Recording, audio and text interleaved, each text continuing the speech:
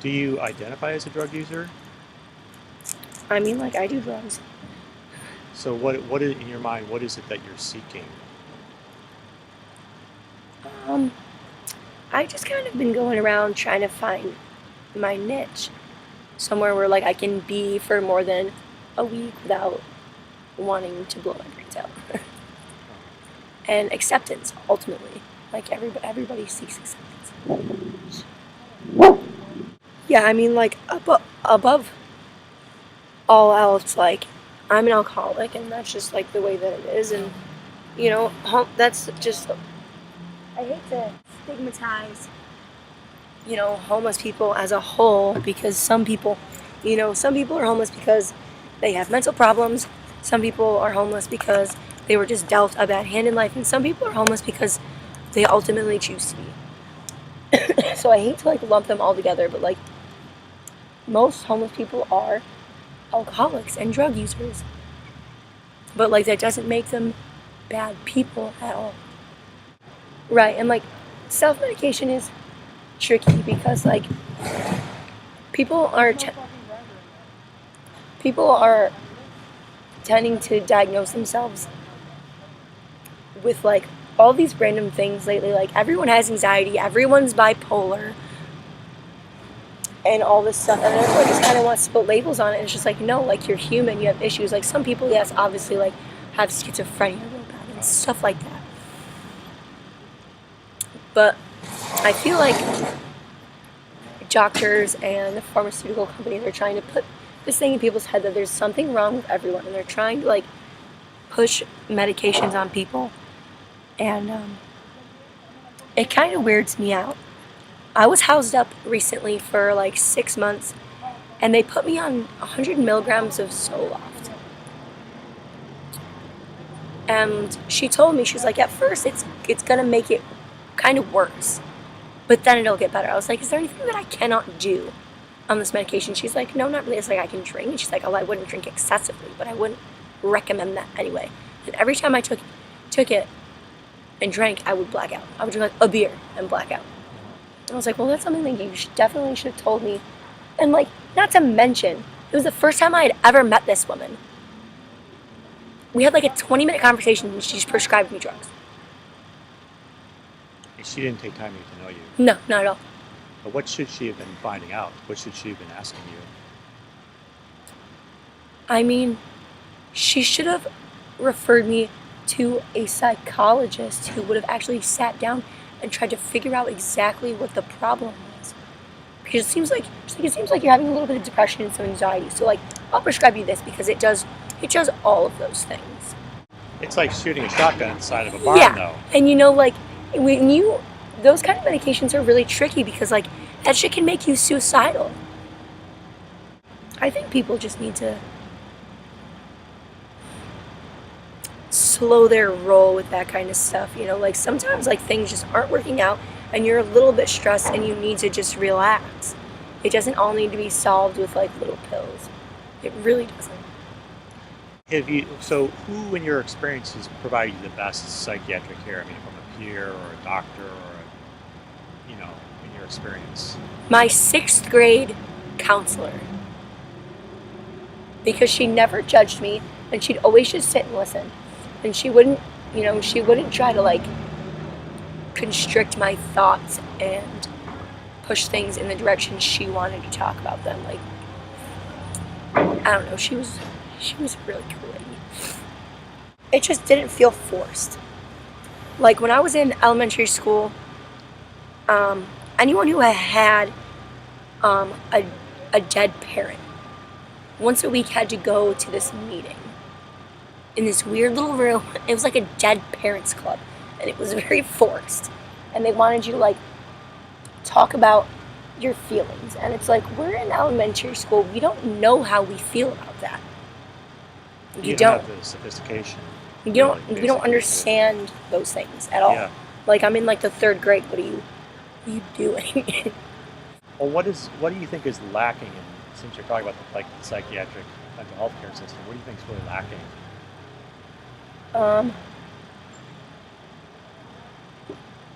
People who actually care. because like I can tell, like when you get 5150 and you get sent to the 4th floor, most of the time these doctors and these nurses just don't care. They get paid to do what they're doing, and they don't actually care. Well, because 5150 is being a danger to yourself, and a 5250 is a danger to yourself and others. Which And- tells me they can treat you however they want to treat you. Right. And like all it needs is 3 signatures from people that know you, and they can have you committed to a psychiatric facility. And like honestly, some schizophrenic people are like the happiest fucking people that I've ever fucking met. And they're fine. They like doing what they're doing. They're not hurting themselves, they're not hurting anyone else. They're wandering around and doing their own thing. Leave them the fuck alone. They Right. just want to be left alone. And people don't understand, like, I think that there needs to be like more classes for police officers and paramedics to deal with those kinds of situations, because like if you go up to a schizophrenic person and a cop feels threatened and you pull a gun on a schizophrenic person, and they're in a weird mindset that day, they're gonna wig out. They don't know what you're saying. They don't know what the fuck's going on. You're scaring them. You're backing them into a corner. So of course they're going to react. But if you were to approach them quietly and humanely, maybe that wouldn't happen. Maybe you wouldn't have to put them in handcuffs and freak them the fuck out and put them in a cop car. Like the fact that cops who enroll in the police academy spend like 6 months learning how to become a cop to enforce laws that they don't even know. Go to fucking law school, then become a cop. Lawyers should be cops. Have you ever like been involved with a group of people who got it? I don't know, like I've met a lot of people who, you know what, honestly, like most people like that I've met are other homeless people, and they just don't have the resources that they need or are available to be productive, I guess. Like some of these, especially like the new and up and coming generation of kids that are now on the streets, are some of the smartest people that I've ever met. And I honestly wholeheartedly believe it's because they're understimulated. Because class sizes are too big. You can't fucking focus on all these kids. And the smartest ones, and there's like, oh, well, you can't focus. You have ADHD. Here's some fucking Adderall. Well, I can go back to Wisco and make it, man. I can't go back to Delaware. I can't. I don't like to do anything further south than fucking Maryland, man. I can get a little bit of love in D.C., but like, nah, not really necessary for my condition, I guess. Like, I'm propelled to do hard drugs, and I don't want to be. We're a place where they push me. You want to get down into it, man. I did amphetamines before I ever smoked weed. Shit, I was a kid in high school taking other kids' prescriptions because they didn't want to take them in the morning. They were giving us amphetamines before we were allowed to smoke weed. Right, dude. Like I just hold my hand out and they were fucking dropping fucking Adderalls, Concertas, fucking Focalin in my hand. Yeah. And they were giving us all that bullshit before I we were met allowed one to smoke kid weed. in Wisconsin. Granted, weed is a fucking felony in Wisconsin, man. I met this one kid. He was like, "You've never smoked no weed before?" Hi. We're doing Well, very well. you've never over done here. no speed before? And yeah, so I started smoking weed a little bit. It was about a 7-year fucking battle against methamphetamines. Do you think any of your classmates needed those stimulants? Yes. Yes. I did for college. Yeah, one of them For did. college. One of them did. Yes. None of the rest really did. For college, yes. Some people do. Yeah, I mean, it was- Well, I mean, I did, dude. I fucking fell asleep through half the fucking semester. I would wake up and I'd fucking do a couple big lines of Adderall, and I'd figure it out, and I'd get better fucking test scores than anybody. But, shit. No. Well, you're Only one person I know fucking needed it, and he was a goofy motherfucker, They man. absolutely needed it. Yeah, no, dude, like they needed something to curb his enthusiasm. They told me that if they had reliable, dependable medication, they wouldn't need it. They wouldn't need No, to go they don't need it get anyway, super high dude. on meth, like, I'm tired of running the fucking same circles for no reason, fucking looking at shiny shit in the fucking parking lot, like. meth gets you way up there, and It's not unnecessary. I've seen my friends go like hard That shit. on drugs, and Oh, let me go put it's not a pretty scene, man. Not a pretty scene. I don't know, man. I really don't. I can't understand why people get so stuck on methamphetamine. It's so bizarre. It's an absolutely disgusting drug, and it just makes people. It makes people. Okay, let's see. Here's a fucking case in point. Is my friends were trying to get off heroin. Like they came off the train in Kansas City, Missouri, and a long time ago. Like I saw them. I saw them immediately. Don't pop that fucking. I won't. I saw them immediately. Like, oh guys, you guys are dope sick. You guys are heroin sick. Like, yep. I'm like, okay, well, bam. Here's the last $5 out of my pocket. I have $1 left in myself. Here's $5. Get yourself something to get you well. And like, they're trying to get dope. They're trying to get heroin. Trying to get heroin. And then they fucking started doing speed. And it's like, oh, wow, thank you so much for turning me on to speed. It's That's like, fucking no, dude. All of those, hey, computer, all of those drugs are garbage. It's like, No, what it is with meth is, first of all, amphetamine is the number one most euphoric drug in the fucking world. It's a different part of the side Oh, chain. there's like a whole I'm filter. a chemist, dude, and I know exactly. There's the benzene ring and there's the ethyl side chain. Yeah, I There's know different. all about it. I know all about it. It's yeah. actually phenylethylamine, and amphetamine is in the phenylethylamine family. Yeah, so there's, it's below. Yep, it's in the phenylethylamine family. Yeah. And we don't us. Hi, I'm a deadhead. This is Jerry. Now, what we should do with me, for instance, is I'm a drug addict. I've been a meth addict for as long as I have started doing meth. I mean, are you kidding me? Bam. Now, the shit they're making nowadays, okay, is nothing like the shit I was doing when I was 20, when it was clean and clear, okay? And so it's just like a pharmaceutical. Now, if I could have gotten Spencer Gildner to go to OSU and make my shit, okay, I wouldn't fucking be all fucked up. These dudes wouldn't be all fucked up like that. It would be a pharmacist motherfucking handing me my shit rather than Jose. At least the bikers back in the day were making our dope. Okay, they were with us. Now we have the Mexicans making our shit. How the fuck? So are you getting where I'm going? Now, okay, so I go to prison one day. I forget who I fucked up or what I did, but I've done a couple of things that were not nice. Anyway, so I go to prison and I'm like, well, shit, while I'm here, I might as well try to get some drugs. So I talk to the lady and everything. And she says I have some, dysthymia, some crap or something. And I do have depression, major depression problems. Like, I will go into, anyways, my depression will push me so far that it will burst into anger. And then we all should watch out for me.